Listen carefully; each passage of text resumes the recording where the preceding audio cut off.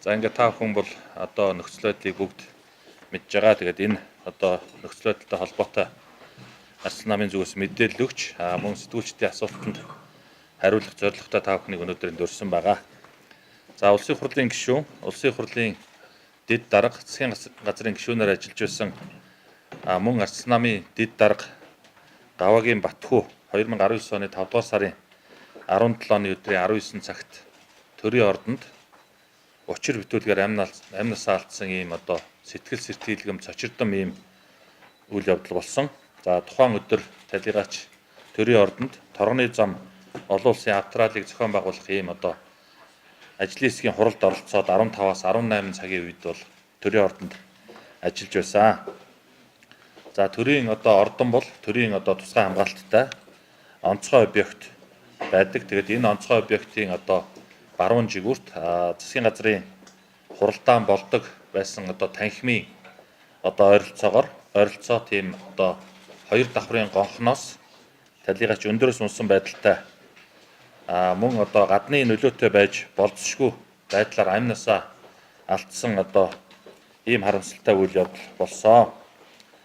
За талигчийн хувьд бол биеийн хувьд бол эрүүл. За мөн өнгөрсөн одоо ар гэрийнхний мэдээлэлээр өнгөрсөн 4-р сард гадаад улсад иж бүрийн шинжилгээ хийлгээд биеийн эрүүл мэнд бол эрүүл гэсэн ийм одоо байдалтай шинжилгээний хариу гарсан байдаг.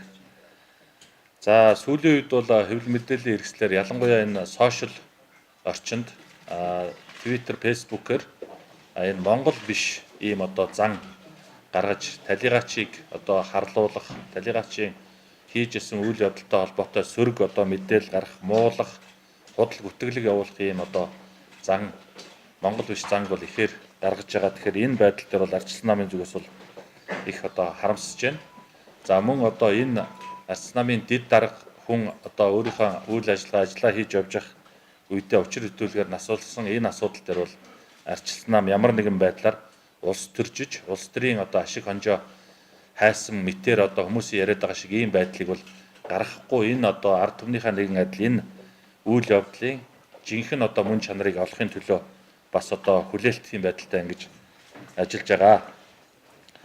За мөн одоо цагдаагийн байгууллага энэ үйл явдал болсноос хойш нэлээдгүй хугацаа өнгөрсөн. Энэ хугацаанд бол цагдаагийн байгууллага ямар нэгэн одоо тодорхой мэдээллийг одоогоор албан ёсны мэдээллийг биднэрт болон ар гэрийнхэнд нь ирүүлээгүй нэлээд одоо хугацаа өнгөрч байна. Тэгэхээр энэ төр нийгмийн өндөр албан тушаал хашиж байсан ийм хүний хувьд бас цагдаагийн байгууллага энэ асуудлыг онцгой анхаарч учир явдлыг үнэн зөвөөр нэн яралтай тогтоож одоо ар гэрийнхэнд нь мөн арчсан намынханд за мөн ард түмэнд одоо үнэн бодит мэдээллийг өгнө баха гэдэгт бол бид эргэлзэхгүй байгаа.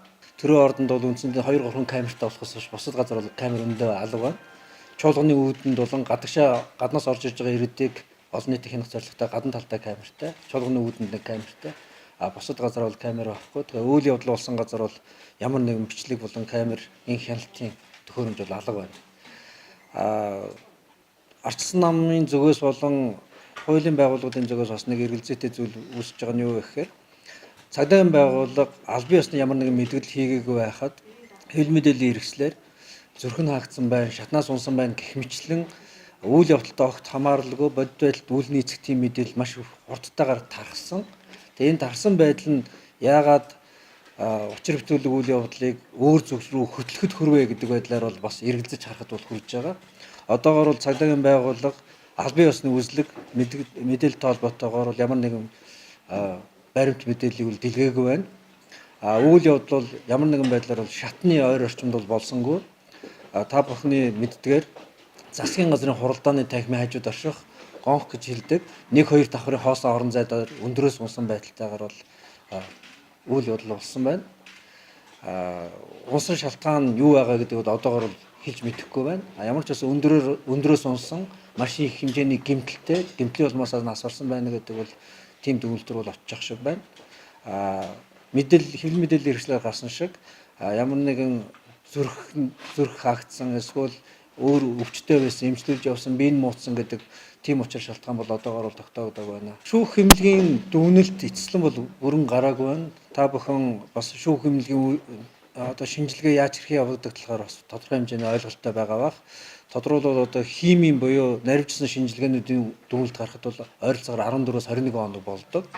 Гадна талын үзлэг болон задлан шинжилгээний дүгнэлтүүд бол одоогоор бол урьдчилсан байдлаар бол гарч эхэлж байгаа шиг байна. Тэгээд гарч эхэлсэн учраас энэ их хэмжээний гэмтэлтэй байна. Гэмтлийн улмаас нас орсон байж болцгүй гэдэг дүгнэлтүүд бол ер нь бол гарч байгаа шиг байна. За нэр бүхий жиргээчд болон сошиал орчинд бас ийм ярианууд бол гарч байна.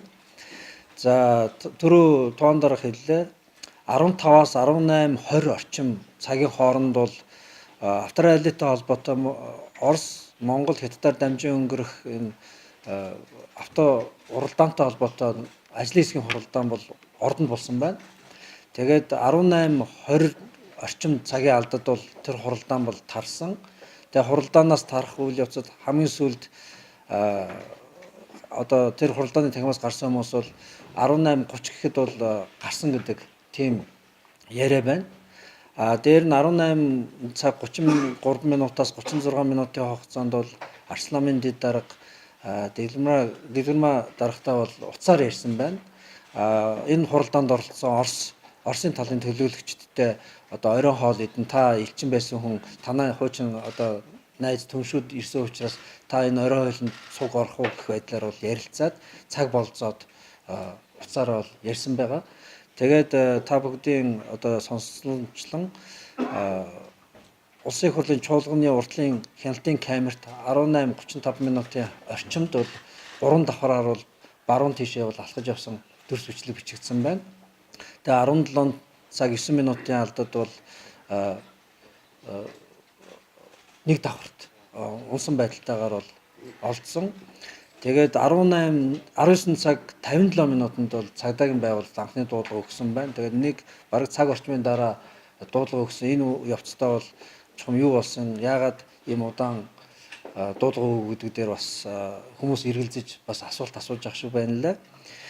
За сошиалоор сүүлийн тэр 20 минутын дотор одоо 35-аас 19 цаг 9 минут хүртэлх энэ хугацаанд дотор хаана хинтээ уулзаа гэдэг дээр бол бүгд л ирэл хайгуулъя гэдэг ямар хүнтэй уулзаа гэдэг дээр бас зарим хүмүүс яагаад юм зоригтой юм уу Арц намын дарга Эрдэнэтэй уулзсан гэдэг ийм яриа өгөл явсан байна лээ.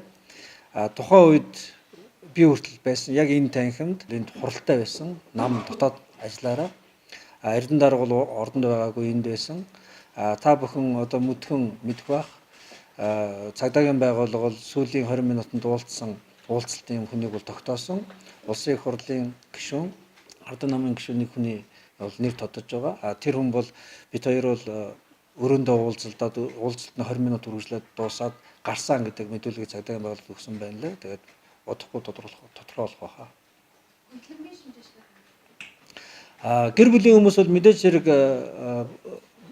шүүхийн шинжилгээтэй холбоотойгоор маш их маргаан дагуулдаг учраас олон нийт болон хүмүүс бол шүүхийн шинжилгээний байгууллага шууд итгэл бол хомс болсон гэдэг та бүхэн маш олон үйл явдлаас харсан байх. Тэгээ ар гэрийн зүгээс бол задлан шинжилгээний үйл явцад бол хөндлөнгийн одоо гэрч байдлаар хүн оруулъя гэр бүлийн төлөөлөл бол ороод харж болох боловч бодит байдал дээр яг юу болоод байгааг бол тэр болгол мэдэх боломжгүй. Энд бол бас тодорхой хэмжээний мэдлэг ур чадвар шаарддаг учраас мэрэгжлийн тодорхой нэг эмч нарыг оруулбал яасан бэ гэдэг хүсэлтийг тавьсан байна лээ. Эрүүгийн иргэн шийдвэр харилцааны хууль бол энэ шүүх шинжилгээний үйл явцтай холбоотой хууль тогтоомжуудаар бол энийг хориглосон болон зөвшөөрсөн ямар нэгэн зохицуулт байхгүй. Гэхдээ прокурорын зүгээс бол ар гэрийн хүсэлтийг хүлээж авалгүйгээр хөндлөнгийн буюу тэр мэрэгжлийн эмч нарыг оруулалгүйгээр бол явуулсан байна лээ.